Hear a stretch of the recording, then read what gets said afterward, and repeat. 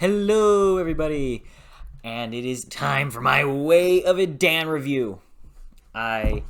Yes, absolutely, I'm so excited to talk about this absolutely amazing book because, it was amazing. It was just a blast, I could have sat there mesmerized by the book for ages because it was just that good. And before I start talking about the things that actually happened in the novel, so I'm gonna go spoiler free for a little bit, then I'm gonna go spoilers. And that is, I just want to talk about the way this is a story about stories. And it's just so good. And that even the magic system is revolving around how important stories are to us humans and how they form us. Like, each of the magics are like their song of origin, right? They're a song about how this thing came to be in this world. And in this old language, too, which is so cool. And then you just take that and it's like magic with that. Isn't that so cool? I think that's really cool. And this, just the world in general, was probably my favorite aspect because we get that idea of like all these races. Like, we have elves, sure, but the elves are so much more interesting here than in anything else. I have not found a better version of elves in any media, and I'm sure that in the next two books, I'm going to be even more invested in this form of elves, because I'm not a big fan of elves outside of Tolkien. I think that, for the most part, elves in most series just are rip-off Tolkien elves. And there's nothing special done with them. They're just like, hello, I'm here, and we're just not doing much with them. But here, we have a very fascinating idea, which just, it's so interesting. And the way, it's like this kind of generic-ish story at the start, but it's being very well done, and we're bouncing off the idea of, it's all these political machinations of, so who's going to do this, who's going to do that, and how are we going to take control of this one kid? And everybody's trying to take Dayraven. And it's so good because we try to see how Dayraven's going through this. I was like, well, I kind of want to do my own thing, and I want to do the thing that I want to do. And he's kind of battling that idea of duty versus self-desire. And really, he's trying to fight the way his entire life has been uplifted. He's trying to go back to how it was and coming on this journey of, well, can I ever get that back? Can I ever get the past back? It's such a wonderful story that also talks about the idea of, can we return to those things in the past, those wonderful, beautiful times that we used to have, or are they just gone? And I love that. I love that dynamic and that delving into that idea. It's just brilliant. I loved the way Dayraven was portrayed in this book. I loved his relationship to son of a bitch. What is his name? It starts with an I. He comes from one of the southern countries. He's like the Samwise Gamgee of this novel. And, he was so good. And the way Dayraven has to learn to interact with all these different people who are outside of his world. People and races that he's just never even really thought of that much because he was so enclosed in his space. And then we have the heir to the throne of, what's it called? Hold on. I know where it is on the map. To Istor... Oh, what the hell? Asoralad. Asoralad? Astrolad. There we go. Something about that was wrong. It's Astrolad. Which, by the way, I'd have to say, I love the naming scheme for the book. Just, I can't quite nail it, but I do really love the scheme of naming because it's like, it feels old-timey, and I just love that feel for it. And also, let's just take a minute to talk about how beautiful this cover art is on the special edition. It's just stunning. Renee Eigner, I believe, is the one who did this, and it's absolutely beautiful. And I haven't even gone into how the priests operate, but the heir to the throne of Astrolad and how she has to interact with the world. She has to be distant. Actually, one of my favorite things is that she is required to be distant from her past and from so many different things. And how you see how she has to live life while distancing herself from the relationships and the connections that are what make us so human.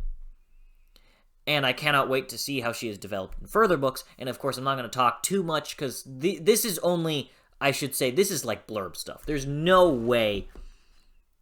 Yeah. Like, come on.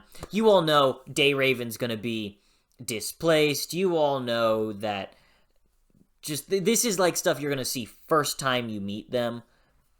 And hopefully I'm not spoiling much, but okay. I don't think I've spoiled much. Anyways, 3. Well, I should tell you what the countdown's for. I'm going into spoilers. All right, 3, 2, 1. I'm going into spoilers now. One of my favorite character moments in the entire novel was the moment towards the end where the heir of Astrolad, I cannot remember her name for the life of me. I just can't. But the heir to Astrolad is... Oh my god. No, it's not the heir to Astrolad. I'm going insane. How Dayraven's best friend... It starts with an I or an H, and how he decides to help the rebellion that's going to be there. What is his name? Oh my god, give me a second. I have to know his name. It was Imhar. That took me way too long to find, but it was Imhar. Regardless, when Imhar decides to stay with his remaining family and fight back to hold the Edan psychopaths back and keep them in Torland. It's like, no, stay away. We want you over there. But also, I loved the way that it reminds me of the poem. I think it's a poem of they took away the communists, but I wasn't a communist, so I didn't do anything. They took away the Jews, and I wasn't Jewish, so I didn't do anything. And then they came for me, and no one was there for me. And it brings that to mind of, like, oh shit, we just let these guys get more land, get more power, and now they're gonna come for me. And I don't like that. And so Astrolad is just trying to collect everyone, and I loved that plot point of, okay, we need to unify everyone right now, because this is a problem. And I also loved learning that Urd was friends with the Queen of Astrolad. I'm like, oh yeah, Urd's back! I love Urd, by the way. I don't know why, I have an irrational love of her. And I also do love how they have the lightning fingers. Like, I can't think of them as anything but Palpatine. I seriously, every time I see one of these characters, like I saw the art piece, I'll show it to you here, of, I think it was, what's her name? The heir to Astrolad shooting lightning. And I always think, oh, it's Lady Palpatine. That's so mean to say, because I like her, and Palpatine's an asshole, but you can't think of anything else, you know? It's like, the lightning from the fingertips is just so iconic of Palpatine. But It's so freaking good. And how Imhar's so loyal to Dayraven. And how Imhar's decision at the end of the book is, okay, I need to keep my loyalty to my friend, but also I haven't had the chance to be loyal to my family, so I want to be loyal to my family. And this also helps Dayraven. So, my friend, I'm going to have to leave you, but I'm going to be there when you need me. I loved that loyalty aspect of Imhar and how Dayraven was also loyal to Imhar, even though, really, it was just Imhar being loyal to Dayraven as this absolutely phenomenal friend. Another thing I want to talk about is Ebba. Why the fuck? Like, it's nothing enrages me more that Ebba did not go hunt down Dayraven and is like, Dayraven! Like, just talk it out! I don't know. Something about that is very frustrating to me. And I really want to know what's going to happen when all this stuff is over. And Dayraven has to return to the keep? It's not the keep. It's Kinsford. Is it Kinsford? To the Mark. It's the Mark. That's what I'm thinking of. When he has to return to the Mark. I'm so interested in that. And I loved his relationship with his father, so I want to see how that continues. And I've heard that book 3 will end up delving into how, like, the aftermath of the war, which is so fascinating, and that's what I really want to know about. What is the aftermath of this war going to be like? Because this war is going to be earth-shattering. And we have no idea the power of Dayraven. What can he do? If you can, like, shoot lightning out of your fingers, can I, like, create a volcano at whim and go, boom? I don't know. What can I do? Dayraven sure as hell must be powerful. So I'm excited to see where the series goes. And I think I'll continue reading it in April. Because, man, I can't wait to continue. It was so fantastic. It was just amazing. And the dwarves.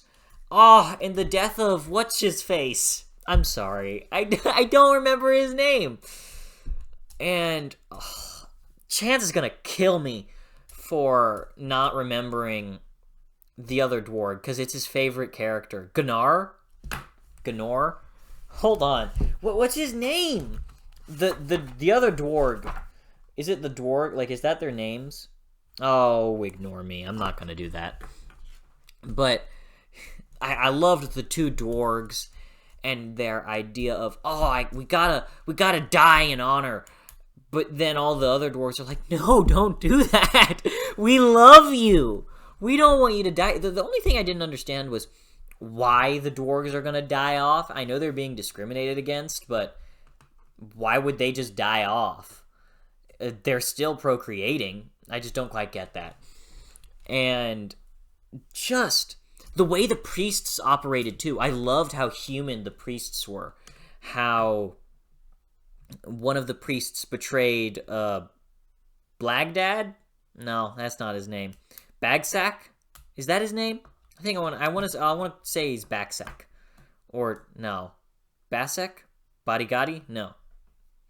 I'm going in the head priest, the supreme priest. My God, why am I I feel like I'm normally better at names than this, but I guess not. Probably when I read the second book, it'll be a lot easier to wrap my head around. Regardless, the way the priests operated, how all the head priests are, they're like factions, they're political factions, like vying for the head of the priesthood, and how the head priest is like, he's this super fanatic, and how his like best friend is like, you're stepping too far, man. I love you, I really do, but I gotta betray you because this is messed up. And I love how he's my favorite of the priesthood, the second in command, or that's how I always think of him, the priest that's in conflict with himself, and how he's like, how did this other priest guy, it starts with a T, he's the guy who's infidel, what is the word for that?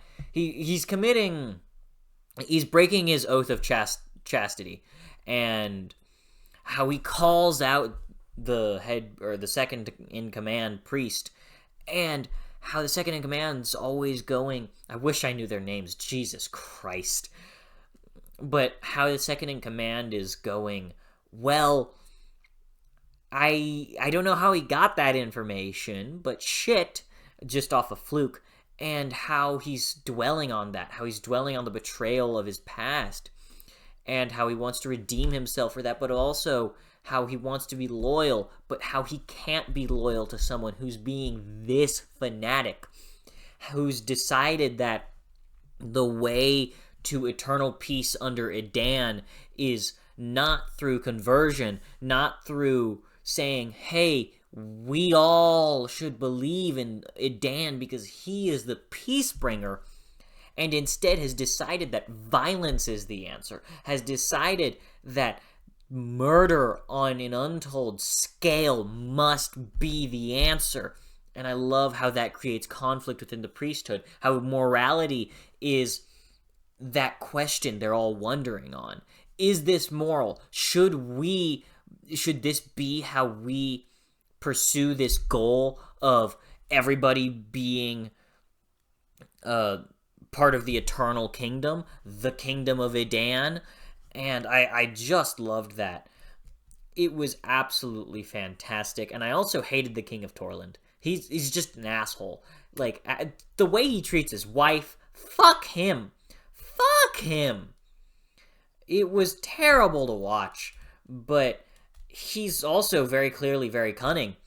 And man, there's so much to talk about in this book, and I seriously loved this entire novel.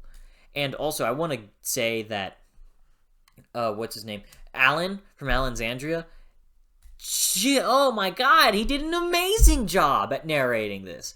Like, I listened to the last 100 or so pages that way, and oh my god, fantastic job. Really, I loved his voice range was fantastic. He really did an amazing job at narrating this. And Philip Chase, you did an amazing job at writing this. The prose, too. I know I didn't talk about the prose much, but it was brilliant. It was fantastic and wonderful. And just from start to finish, it was so beautiful.